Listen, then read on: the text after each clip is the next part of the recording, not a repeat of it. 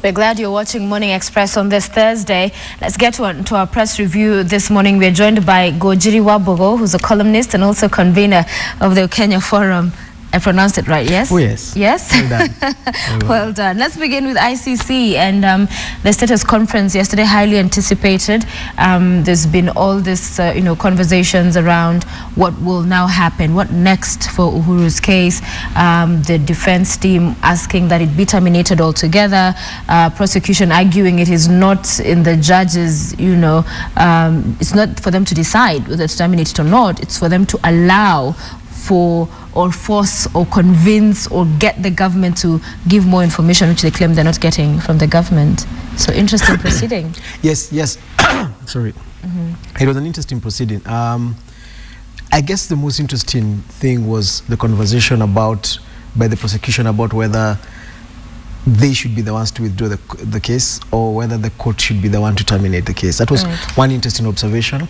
The second one was near complete admission that the prosecution has no evidence, and they're waiting for the government to allow them or to provide them with information that they're not sure can be evidence to decide whether they can be able to proceed.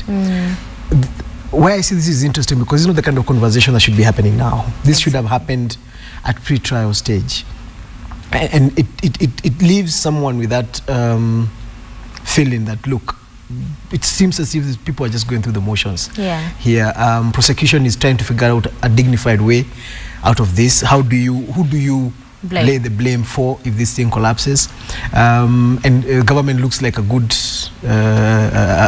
person to take a pot shot at, especially because Uhuru is head of the government. But then the facts of the matter is that Uhuru has been head of the government for less than a year. These cases have been in ICC confirmation was in 2011. They claim prosecution says they have had a situation where they've been following up on the need for that financial information on Uhuru for 2 years. This means that they did have it even by the time they went to confirmation of charges.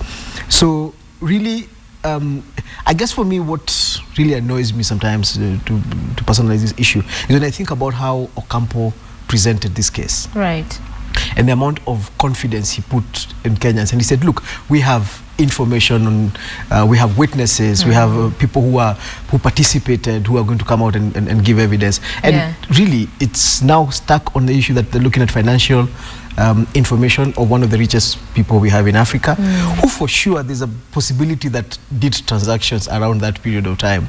How do you connect those transactions to the cases if you have no evidence, if you have no witnesses to confirm, to correlate the two? So it's a bit of a disappointment, especially for anybody who has initially who was initially looking at ICC as a means of getting the truth. Indeed, and as you can see the Standard, that's the headline today, the lead Uhuru trial, ICC search for new evidence flops. And just watching that as well, you had Kenyatta's lead counsel K in challenging what the prosecution was arguing. He said the question of the government interfering is coming up now. So what there has been is an exchange of letters between prosecution and the government, but in terms of it being brought to court before the judges to either get the government to do whatever it is they need to do, comply in some way, if they can even do that, is an issue that came before court. And so his argument was, you guys have just been doing letters back and forth, so why is it 2 years later now when the case is collapsing is when you're using that argument in court? True, and to a certain extent, there is the prosecution wants President Uhuru Kenyatta's financial records. The defense is insisting, look, we have the records. We're willing to give you the records, but you must come through the court. And they have a point there, because I want to imagine that if I have a case, if somebody has a case against me, whether locally or at the International Criminal Court, I want to know that for you to access my private information, you have to follow through a legal process. You can't just demand that the government gives it to me, gives it to you, because they have access to information. And the flip side of this is that even the defense team, despite their client being the head of state, had to go to court to get records from mobile phone providers. You actually have, I'm sure they can get those records, but for purposes of process, especially in a judicial process. So the fact that the prosecution has actually not gone to court to demand that that information be provided at the court shows this they're really grasping at straws. And I liked that statement that they made, that they've been trying to turn over rocks, and now they've gone to the point where what they're turning over is pebbles. Pebbles, yes. And this is actually the prosecution who said this. I know. So really, I think we are seeing the end of a process. And I think the biggest challenge right now in front of even the judges who asked for 3 weeks is more of a situation of, okay, so how do we walk away from this without anybody being left with egg on their faces? Prosecution is trying to make sure that they don't look, especially because there is such a high bar. It's the biggest case they've handled. This is the biggest case they've handled. And really, I think the facts of the matter is that this is not, the case at this moment is not the problem. I think the build-up of this case to this point is what is a problem. And the kind of picture that and you can't go back. Yes. You now can't go back and start all over again.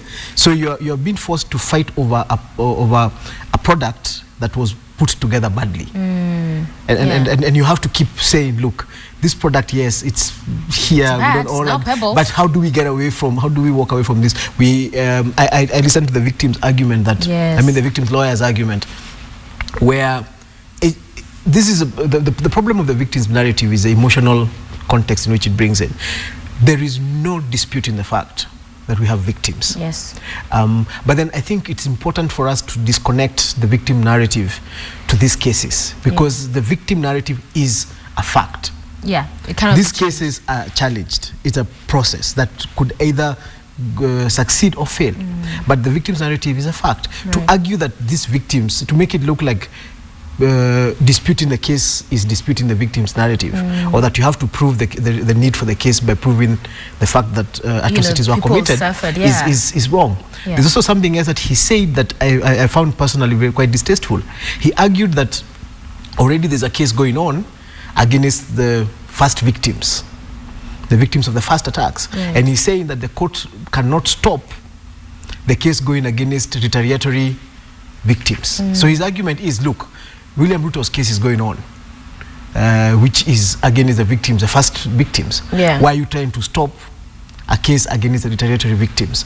So that narrative means that you're telling the court, look, you must do this. You must do this because this other one is going. Yeah. And again, the fact that Ruto's case is going on actually comes back to bite the prosecution, because how is it that they have the evidence that they require to sustain a trial against the deputy president, but they don't have it against the president, and they're arguing it's the government that is refusing? Right. If the government was actually being a complication, you'd assume they would do it for both.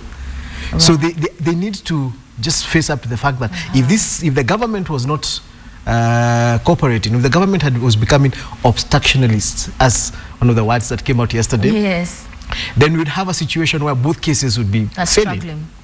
But they are confident. Prosecution is saying we are confident of our process with the deputy president, but we have a problem with this one. Both of these people got into power less than a year ago. Both of them were outside power. So it's a situation of, I mean, they either just come out and say, look, we have a problem with this particular guy.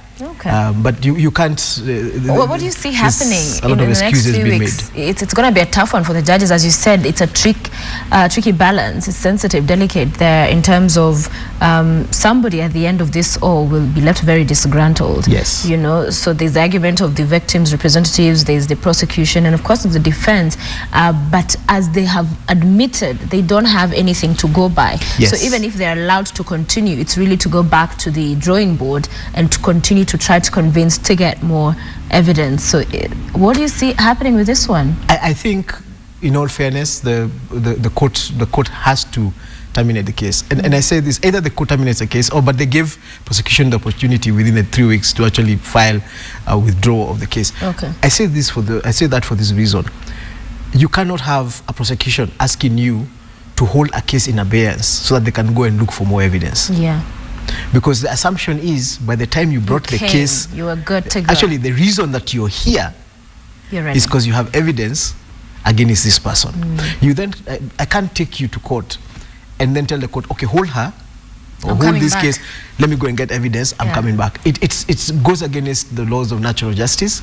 And I think the reason why the court is asking for the 3 weeks is, as I said, trying to figure out what is the best way possible of coming out, because also the court itself because it's such a high-profile case. The whole world is watching how they're handling this, and nobody wants to admit that, look, you guys just messed up. You messed up, yeah. So how do you create an environment that says, okay, a couple of mistakes were made, so anyway, and you go home, you go get your stuff together, but then, hey, that's not how we do things. That's what the court is going to be trying to do, because also the court is under, is in a certain difficulty. They actually confirmed this case. And as the court, now it's no longer, it goes also beyond the prosecution. Because the prosecution has made its mistakes. And they brought a case that was half-baked. that the court then confirmed. So now the court is also having to fight its own credibility of, but we confirmed it. We said there is merit. We said that there is enough evidence to sustain this case, to take it to trial. So the court is also, I'm sure the judges are also trying to figure out, how do we get out of this without looking foolish? But the fact is that if they continue beyond here, then really it will not be a case. It will just be another political process. Okay. One we will watch for sure. I mean, those 3 weeks, they'll 3 weeks are going to be interesting. Is it Wednesday? Next yes, week? I think it's, I know there's something happening later on, I think in 2 weeks. But the 3 week deadline will be an interesting period. And then also there's going to be a lot of, I'm sure there's going to be a lot happening during the next 3 weeks. I would actually want to hear a lot more about what the victims think. Between now and then, because now the primary excuse that is being used is what happens to the victims. But it would be interesting to hear what the victims think about the developments to date, about the fact that the prosecution is admitting they don't have enough evidence against this particular suspect.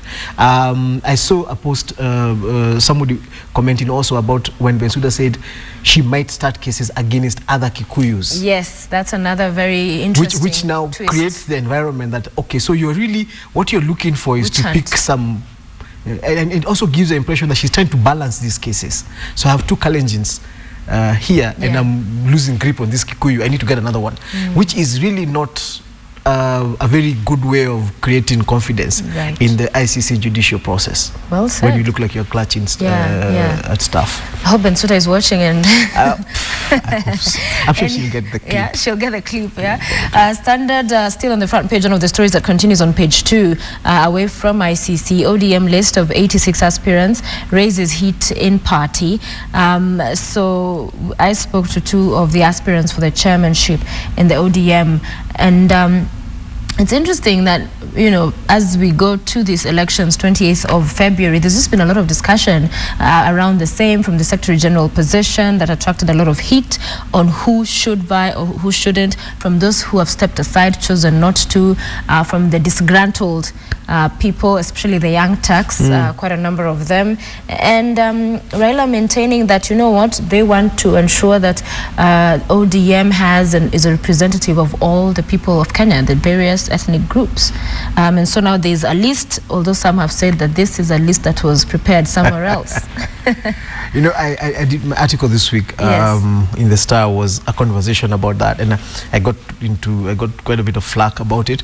But the challenge is, first, I think it's a good thing that ODM has managed to raise this amount of public attention to what they're doing. I mean, it's good for the party. It shows the party still attracts a lot of attention, a lot of interest. I think what I have a problem with is the whole notion of guided democracy, and what I mean by that is that, look, either you have democracy or you don't.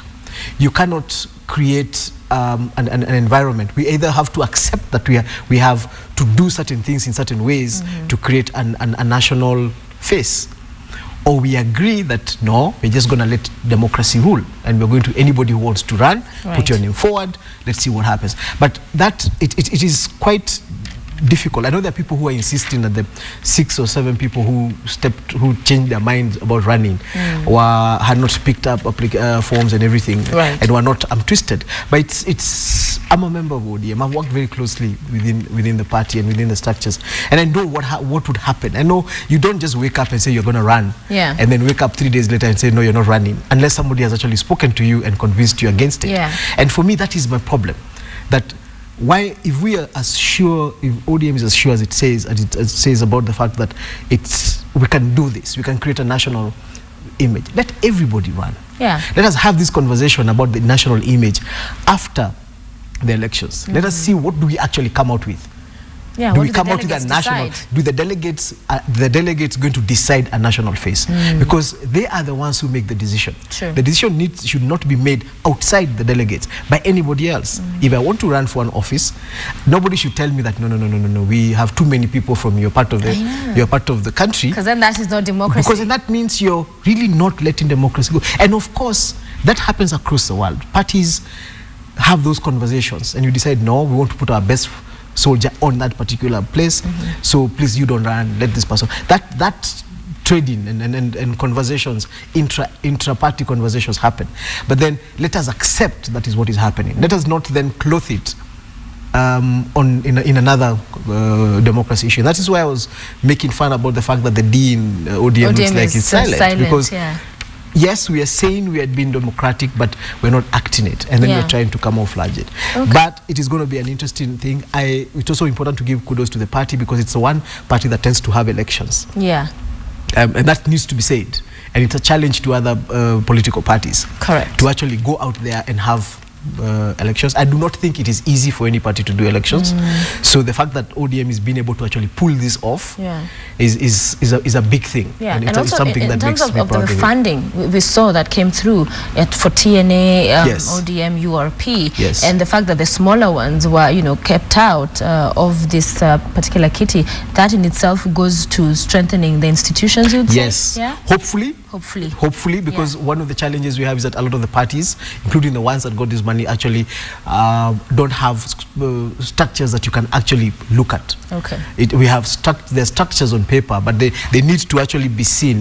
There's always a fund that out of the three parties that got, you have TNA under Uhuru Kenyatta, we have ODM under Raila Odinga, and we have URP under William Ruto. If those three gentlemen walked away from those parties, despite this contribution of funds, would there still be a party? So I guess, hopefully, now that they actually have this money and the court has decided that you have to be a certain size of a party to get funding from government, hopefully that now the Kenyan public is going to spend put a lot more attention in looking at how those parties actually run. Okay, let's go to page 8 of the Standard today, and it's a story that we have been covering for days now, education crisis. So numerous stories that have been emerging from that end. We have a story here, ministry vows to punish school heads over fees, but how they will go about that is still unclear. And just to state, we have openly invited ministry officials to come and discuss the issues currently facing the ministry, and have not been willing to do so. And also the question of just who's joining, Form 1. We've seen quite a number of people miss out despite really good performance. And there's all manner of stories in as far as this quota system. Is it really working, or are some people at the end of the day being discriminated against? You work very hard as I believe you encourage your daughters to work hard, that you pass, you go to a good school, things will work out for you. But then that is not really the story for some. That's not the happy ending.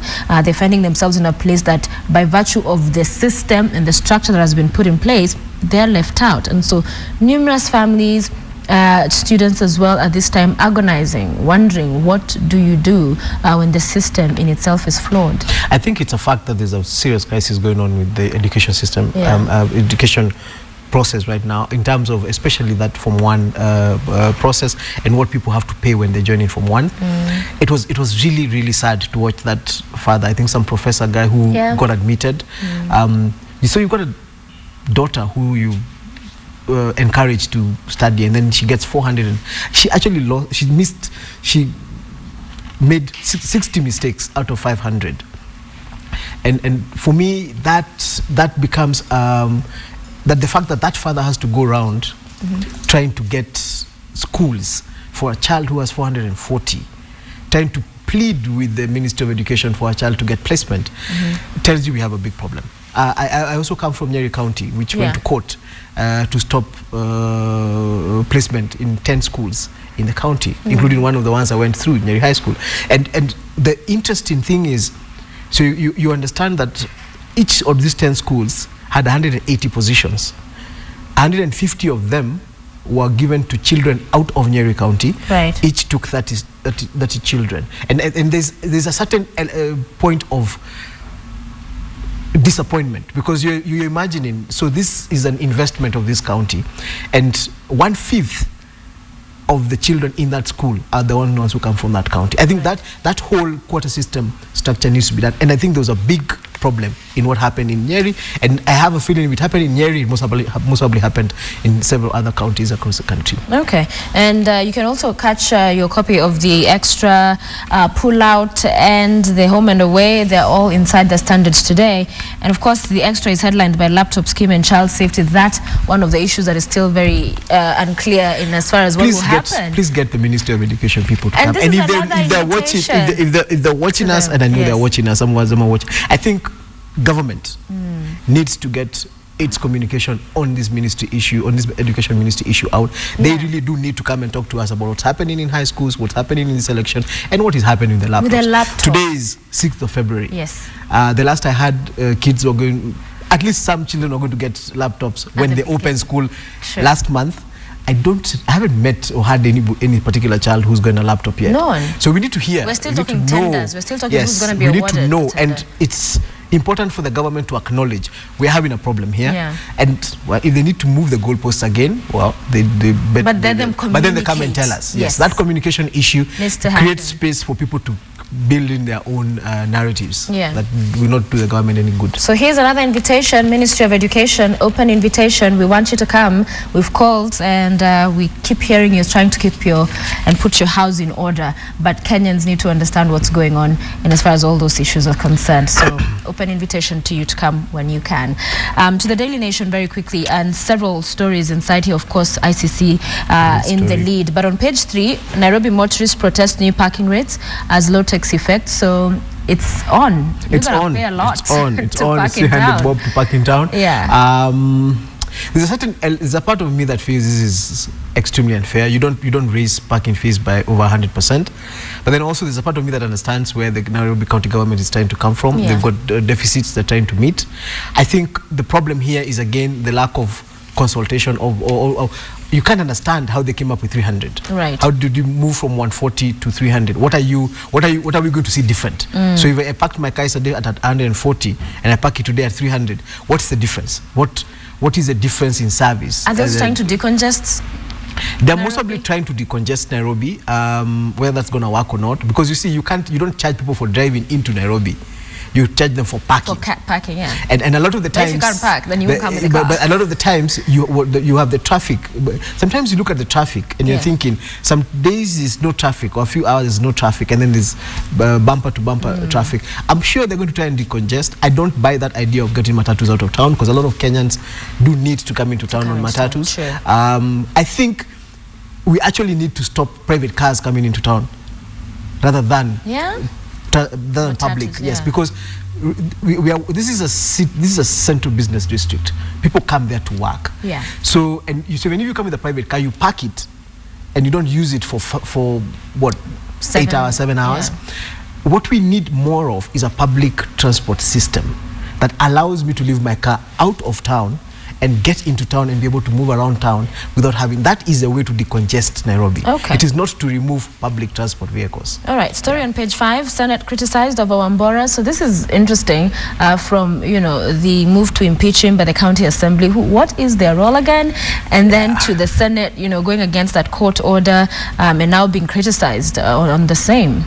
I think there's an interesting, I remember somebody sharing, I think on social media, on Twitter, that there was a problem with that court order. I didn't have a stamp or some story, which I thought didn't make sense, because I would assume that as a governor, the one thing you're going to make sure is that by the time you get a court order, it's done properly.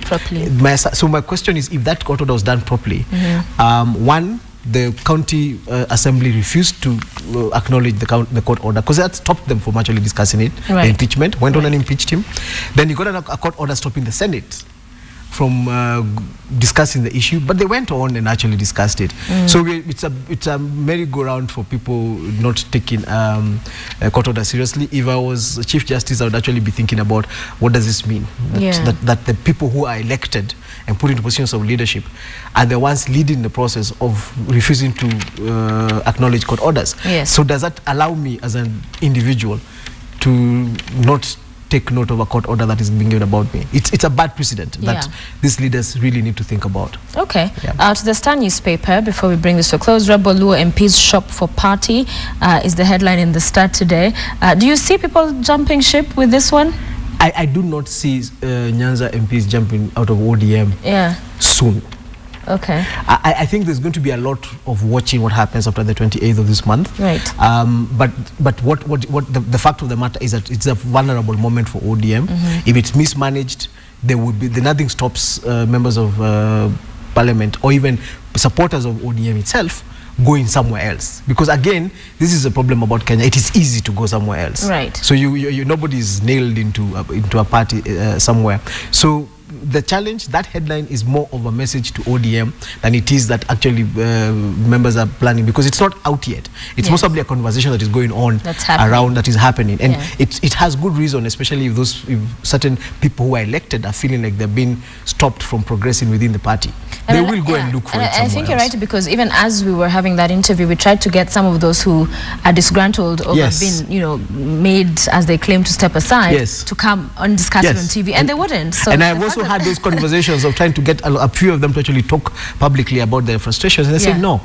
But so they don't refuse they're frustrated. They don't refuse that they're having problems, or they are disappointed in the process that has happened, but they will not come out publicly and say it. So that would make sense, because that allows them to get into another vehicle that allows them to make to do what it is they feel they need to do. Okay, and I wonder when we'll hear the last of this story, but I guess not anytime soon. On page 2, the star talks about the railway, and the rail second phase cost is not known. That's what the PS is saying. From the fluctuating, different numbers and figures in terms of how much it will cost, and now to the admission that they don't know how much the next phase will cost. I think maybe we need a fact file on this railway thing.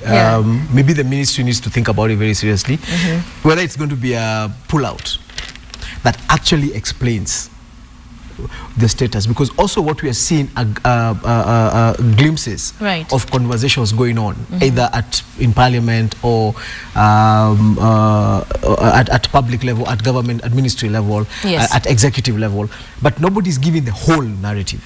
So maybe the challenge to government here and to the Ministry of which ministry?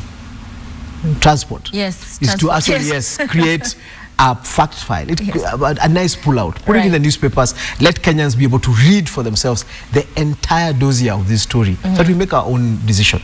Right? I'm still convinced there's a lot of heat and no light on that story. And you know what, we're talking about the laptop. So on page 9 of the Star, they're saying the Education Cabinet Secretary Jacob Kaimeni has said the laptop project will be rolled out before the end of this year's first quarter. So say April, which is what? A month moving goalposts again. I mean, we've been moving those goalposts. I guess this is one of those ones you say you believe when it happens. When you actually meet a child carrying a laptop, or you find a child in a classroom with a laptop, is when we will believe it. I don't buy the April story yet. We are still struggling with tender processing and delivery. How they're going to do this between the next 2 months, and why would you give children laptops just before they close school for holidays? I know, April. That's kind of I mean, I wish they were saying by the beginning of the next term.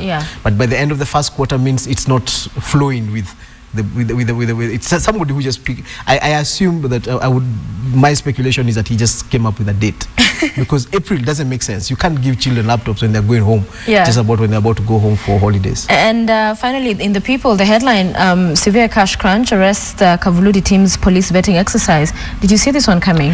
After starting off, they're public, we are watching, and then I think the Kavuludi team has had another conversation that's not happening in Kenya is that whole police reform conversation. It is not, by the way. It's not happening. I mean, we tend to focus on the passionate, emotional. So we are thinking ICC this minute. When that goes away, we think about the railway because it's got all these shadows and there's things happening and a couple of trillion money. The trillions and billions are big money. So nobody's actually having a conversation about what's happening with the police reform, which is a big thing, a really big thing, because if it was done right, we could sort out a very major aspect of our security apparatus. And of course, there's a big challenge between the commission, the oversight commission, and the people who run the police force. So if you asked for that, I saw it coming. Yes, they will keep getting challenges. I think my call to them would be to just stick in there, because Kenyans do need them to finish this issue up. But then they also need to reach out to the public. Kavuludi and his team need to keep reaching out to the public and getting support from the public to push this. And when they get stuck, they need to bring it out to the public and say, look, we're stuck here. We are doing this for Kenyans because we are not part of the police or security apparatus. We are more of a civilian oversight. We need you guys to come and help us move this to the next level. It's the media, civil society, social movement, but they will get into, because they are fighting an entrenched system that has run this country 50 years. Yeah, and we've seen the threats that come with people feeling their jobs on the line. Finally, I must ask about today, big day for the lawyers in the country. Yes. They go to vote for their representatives. The two key positions to watch is the chairmanship. We have Eric Mutua, Ambrose Sweda, Charles Kanjama. Yes. And JSC reps Ahmed Nasir Abdullahi, Tomo Jenda, Okongo Mogeni. They've been campaigning all over the country, speaking to the lawyers, trying to convince them. This amid allegations of corruption, bribery, huge amounts of money going into it. I've been watching the lawyers, the learned friends, having their campaign, and it's as political as you can get. I mean, I don't think it is like running for president. It's like running for senator or governor, and it tells you that politics is the same. It doesn't matter whether it's happening in politics as we know it, or within an LSK election like this. Sometimes you don't know what do you tell lawyers about you assume they would know how to make the right decision on what is in the best interest of the country. My call is that I hope that the decisions that as they tick that ballot, they're going to be doing it with the interest of the country, the interest of their association in mind, rather than trying to put somebody down, rather than trying to maneuver, or especially political alignments or ethnic alignments. For me, that would be the saddest thing, if they make decisions based on the fact that this guy is from here, or this guy is from here, or this person represents this particular part of the political divide. That would be wrong. I would assume that they should do this for the best interest of their association, and more also for the sake of getting an association that actually is able to do its work in holding government to account. Because it must be about that, not one that is seen to be partisan. And also for the JSC, a crucial position. I mean, these are the people who select the Chief Justice, part of that process. So it's key, and we'll definitely be watching that. But also today, digital migration, that's our jobs.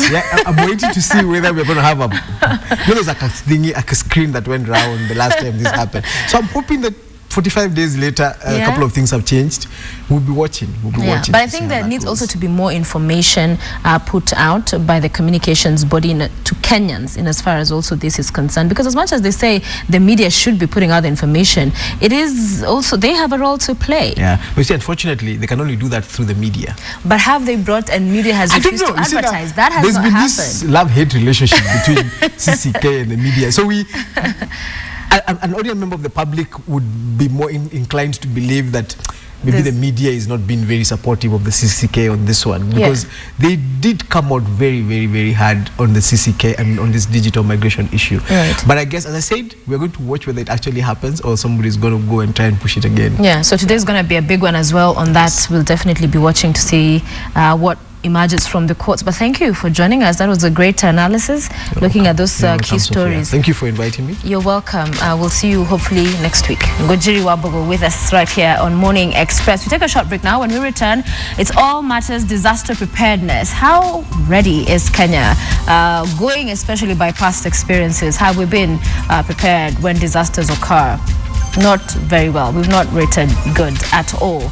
And so we'll be talking about that in as far as what needs to be done and put in place to ensure we are better prepared and the various stakeholders are well prepared to be able to handle those kind of situations when they do unfold, because you never quite know when that can happen, going by past experiences. 7:15 a.m. Stay with us. We're back in a moment.